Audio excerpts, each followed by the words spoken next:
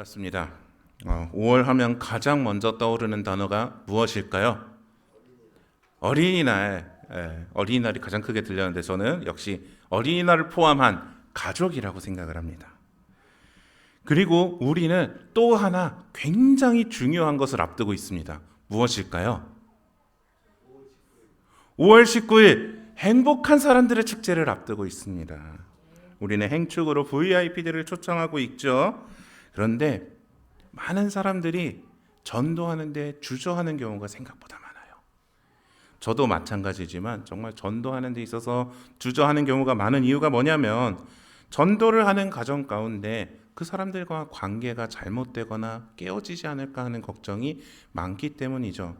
옛날에는 전도하는 것에 대해서 큰 거부감이 없었지만 요즘에는요 아주 이단도 많아지고 좀 안 좋은 소리들도 많이 들리고 또 이제 코로나 시기를 거치면서 우리가 만남, 대화 그런 것 자체를 거부하는 경우가 너무 많아지다 보니까 결국에는 그냥 내 신앙만 잘 지키면 되지 않을까 하는 그런 마음이 올라오는 경우도 많고는 합니다. 우리가 사람인 이상 두려움이라는 것은요 어떻게 하기가 정말 어려운 거예요.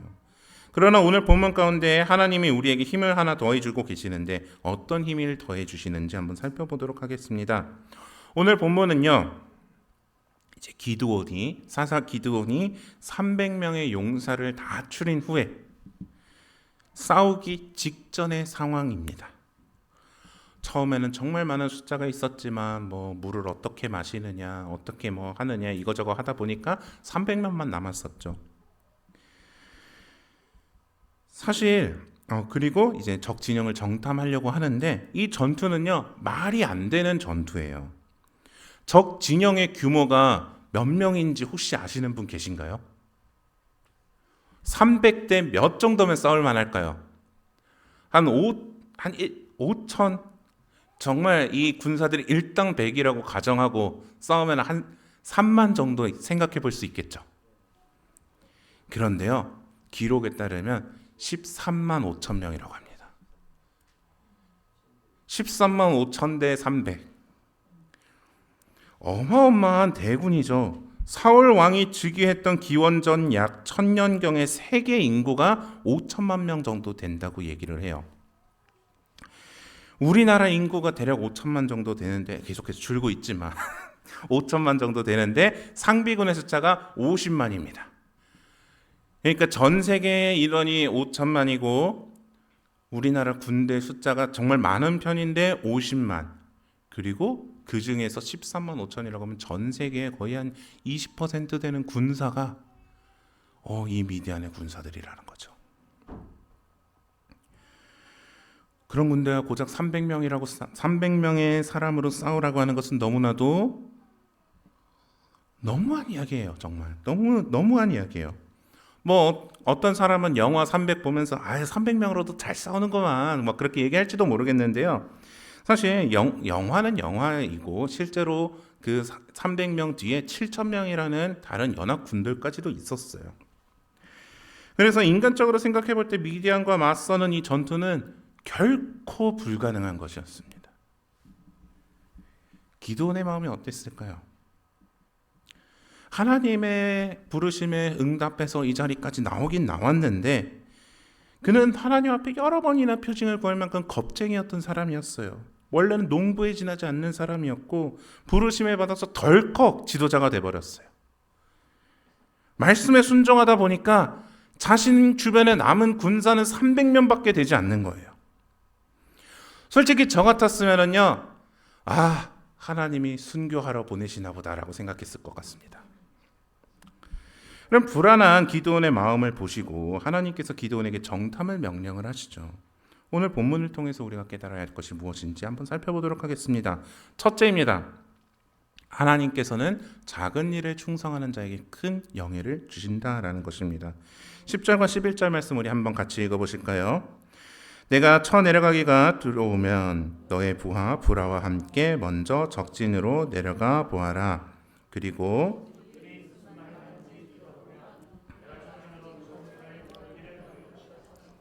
그는 자기 부하 브라와 함께 적진 끝으로 내려갔다. 9절에서 미디안 연합군에 대한 공격 명령을 내리셨던 하나님은요, 기드온에게 만약 단 300명으로 미디안 연합군을 치기가 두렵거든 부하 부라와 함께 미디안 연합군으로 내려가서 그들이 하는 말을 들어봐라 라고 이야기하고 계신 거예요. 근데 여기서 우리가 주목해야 될 것은요, 하나님이 한 사람의 이름을 특별하게 부르고 계신다라는 거예요. 부라라는 이름을 부르고 계신데, 기드온의 부하를 직접 지명하셔서 기드온으로 하여금 그와 함께 적진으로 내려가게 했다라는 것입니다. 기드온에게 많은 부하가 있었을 것입니다만 그럼에도 불구하고 하나님은 이 부하의 이름을 친히 불러가면서 그와 함께 하라고 하셨던 것이죠. 왜 다름 아닌 이 사람을 함께 내려가라 하셨던 것일까요? 성경에 기록되어 있지 않기 때문에 정확한 이유는 알 수 없지만 아마도 그가 기드온이 가장 의지하던 사람이 아니었을까 싶습니다. 그가 바로 이제 기드온이 가장 의지하던 사람, 그 사람이 바로 부하 부라라는 것이죠. 그가 믿음직한 부하가 아니었다면 하나님은 결코 그와 함께 내려가라고 하지 않았을 거예요. 왜냐하면 오히려 기드온의 마음을 헝클어뜨렸으면, 해쳤으면 해쳤지 그에게 도움이 되지는 않았을 것이기 때문입니다. 그러나 그 부하는 기드온에게 가장 도움이 되는 충성스럽고 믿음직스러운 부하였죠. 어떻게 보면 그의 부관이었을 수도 있을 것입니다. 부라는 자신에게 맡겨졌던 그 사명을 충실하게 충성을 하였고요. 기드온처럼 큰 일을 하지는 않았지만 그럼에도 불구하고 그를 충실히 돕는다라는 지극히 작은 일에 충성하였던 것입니다. 그가 충성하였을 때 하나님은요, 그의 이름을 기억하셨고 특별히 불러주셨고 그렇기 때문에 기드온에게 붙여주셨던 것입니다. 이는 그에게 있어서 정말 더할 나위 없는 영예입니다. 하나님이 이름을 기억해 주신다는 것, 하나님이 그 이름을 불러주신다는 것, 이것은 정말 너무나도 큰 은혜입니다.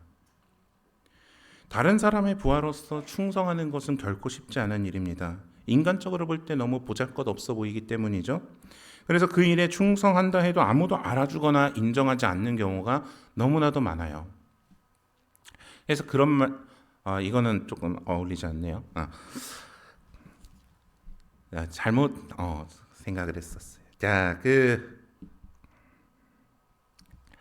하지만 우리가 그처럼 보잘것없고 하찮은 일에 충성한다면 하나님께서는 우리를 알아주시고 인정해 주셔서 다시금 그의 놀라운 역사를 이루시고 기쁨에 동참할 수 있는 영예를 주신다라는 것입니다. 예수님은요, 그런 비유를 통하여서 이처럼 작은 일에 충성하는 사람들에게 축복을 약속해 주고 계세요. 마태복음 25장 21절의 말씀입니다. 한번 같이 읽어보실까요? 그의 주인이 그에게 말하였다.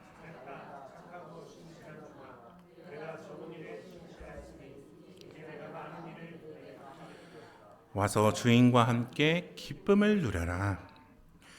사랑하는 성도 여러분, 여러분들에게 맡겨진 일이요, 내가 생각할 때 정말 보잘것없어 보인다라고, 작아 보인다라고 생각할지라도 결코 소홀히 하지 않으시기를 바랍니다. 작은 일이라고 할지라도 그 일에 충성하는 사람을 하나님은 기뻐하신다라는 것이에요. 그리고 그 일에 충성했을 때 하나님은 그에게 큰 영예를 더하여 주신다는 것을 우리가 기억하면서 나아가셨으면 좋겠습니다. 우리가 기도원을 통해서 알 수 있는 것 그 두 번째는요, 하나님은 과정을 무시하지 않으신다라는 것입니다. 11절 말씀 다시 한번 읽어보도록 하겠습니다. 그리고 적들이 무슨 말을 하는지 들어보면 내가 적진으로 쳐내려갈 용기를 얻을 것이다. 그는 자기 부하와 함께 적진 끝으로 내려갔다. 하나님께서는 기드온에게 만약 그가 미디안 군대 진으로 내려가서 그곳의 병사들의 말을 듣게 된다면 그 후에는 이제 그가 이 진을 칠 수 있을 것이다 라고 이야기를 하고 계시는 것이죠. 한 가지 의문을 가질 수 있는 게, 왜 하나님은 굳이 기드온을 연합군 진영까지 내려가게 하는 위험하고 수고스러운 일을 진행을 시키셨을까요? 여러분, 우리 하나님은 전능하신 분이십니다. 믿으십니까? 우리 하나님은 전능하신 분인데 왜 이렇게 굳이 어려운 방법을 사용하실까? 굳이 수고스러움을 만드실까? 솔직히 하나님이요, 이렇게 그가 위험한 곳으로 가지 않더라도 승리의 확신을 주실 방법은 많을 거예요. 그런데 왜 굳이 이런 방법을 택하고 계신 것일까? 우리 하나님은 전능하신 분이지만 정말 이처럼 위험한 일이 아니더라도 얼마든지 그에게 승리의 확신을 주실 수 있지만, 그럼에도 불구하고 이런 어려운 방법을 사용하신 것은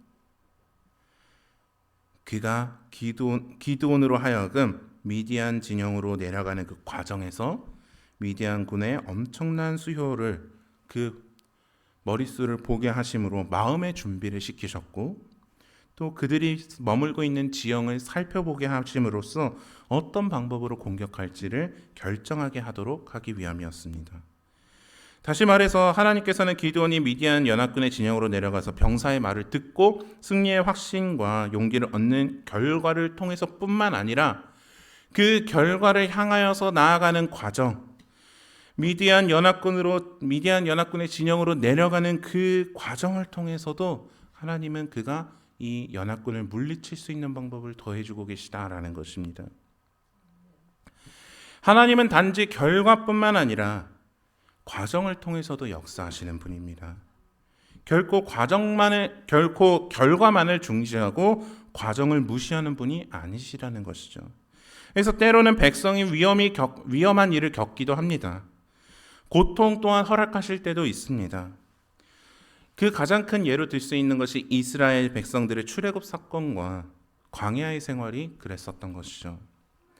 하나님은 능히 애굽 땅에서 10번의 재앙을 거치지 않고도 이스라엘 백성들을 이끌어내실 수 있었습니다.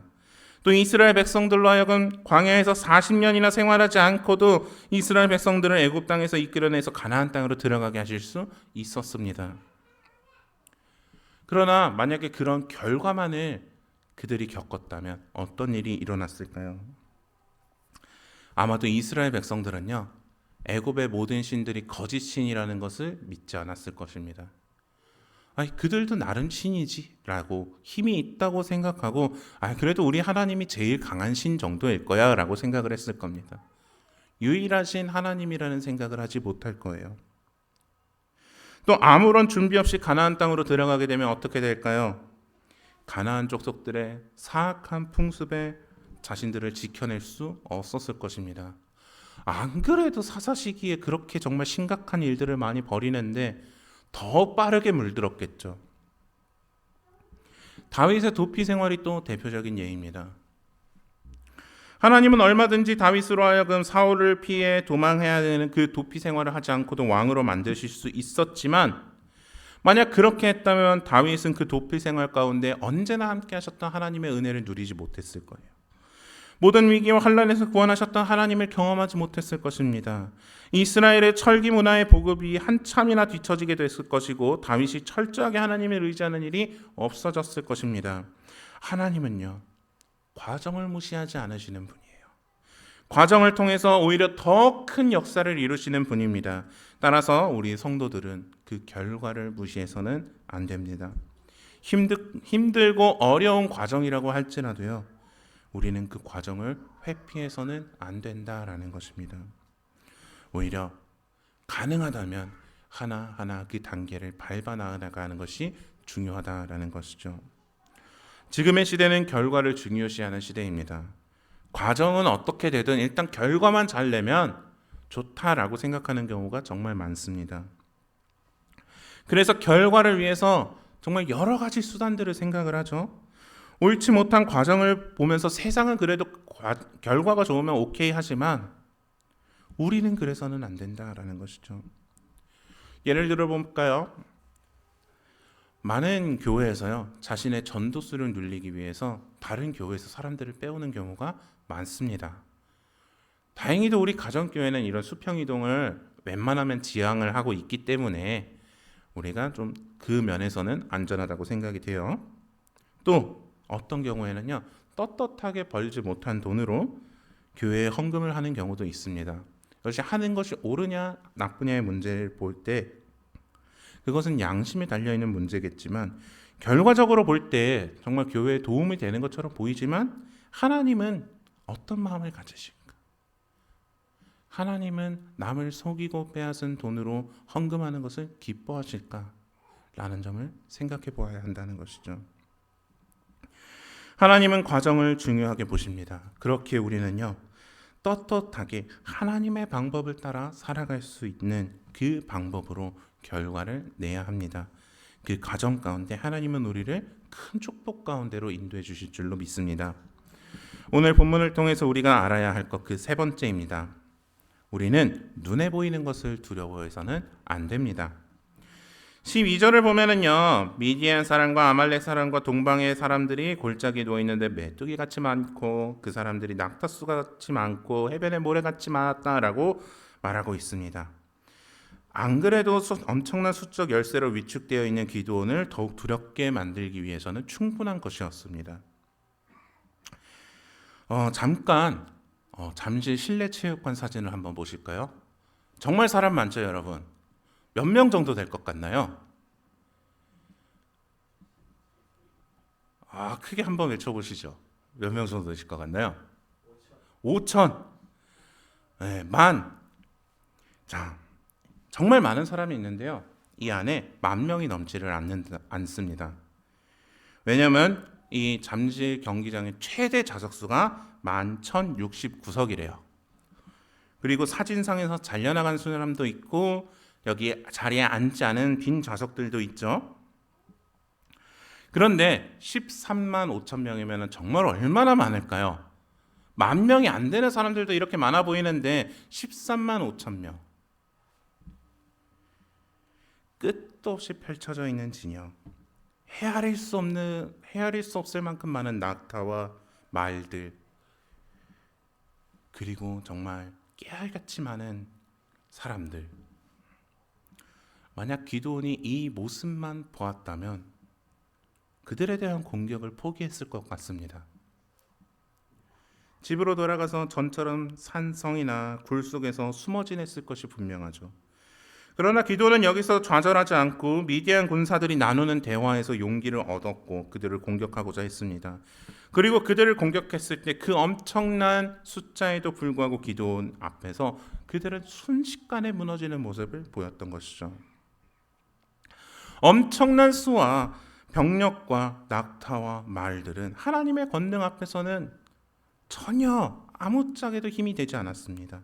무기력하고 무의미할 뿐이었습니다.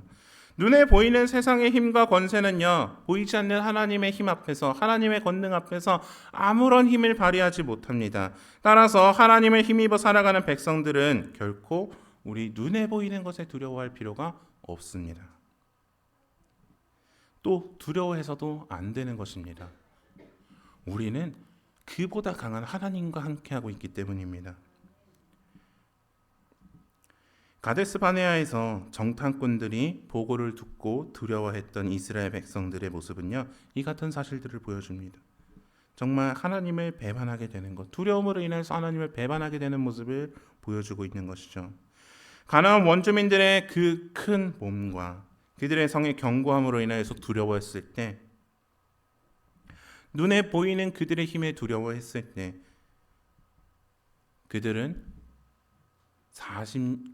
가나안에 들어가는 영예를 누리지 못하고 40년간 광야에서 떠돌며 결국에 죽음을 맞이할 수밖에 없었습니다.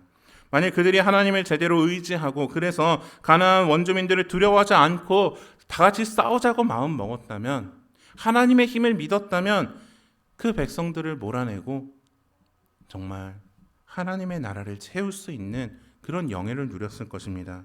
우리 또한 마찬가지입니다. 세상은 우리를 속이려고 해요. 눈에 보이는 것으로 우리를 속이려고 합니다. 너는 약하다, 보잘것없다, 세상은 너를 절대 이길 수 없다라고 이야기하지만,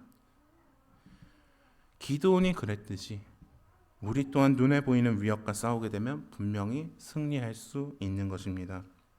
그럼 눈에 보이는 위협에 두려워하지 않고 오직 하나님을 의지하면서 담대히 쌓아가서 승리할 수 있는 성도 여러분들이 되시기를 바랍니다.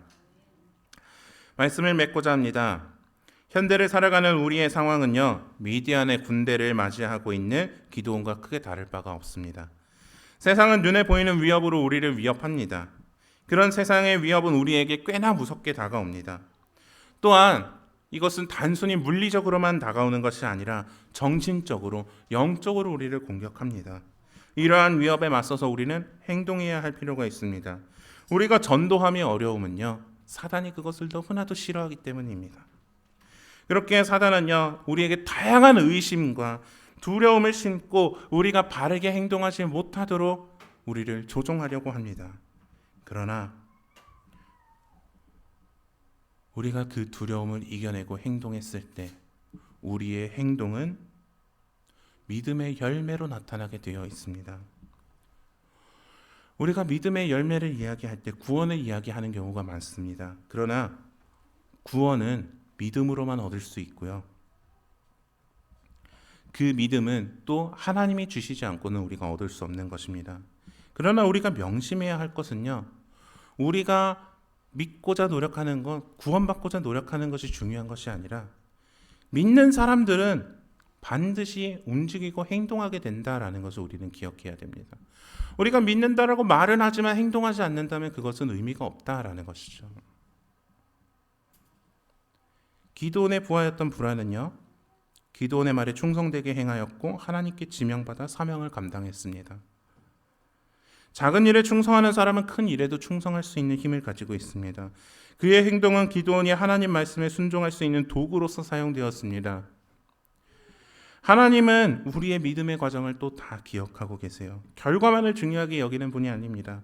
우리의 노력, 우리의 행동, 하나님이 다 기억하실 거예요. 눈에 보이는 위협에 흔들리지 말고 좌절하지 말고 차근차근 하나님의 뜻대로 나아가시기 바랍니다. 모든 과정 가운데서 하나님이 여러분들을 기억하고 축복해 주실 거예요. 그렇기 때문에 정말 이제 얼마 남지 않았습니다.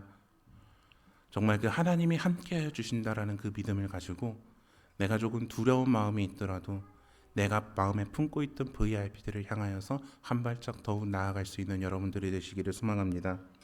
그리하여서 정말 하나님의 사랑과 큰 축복을 받을 수 있는 여러분들이 되시기를 바랍니다.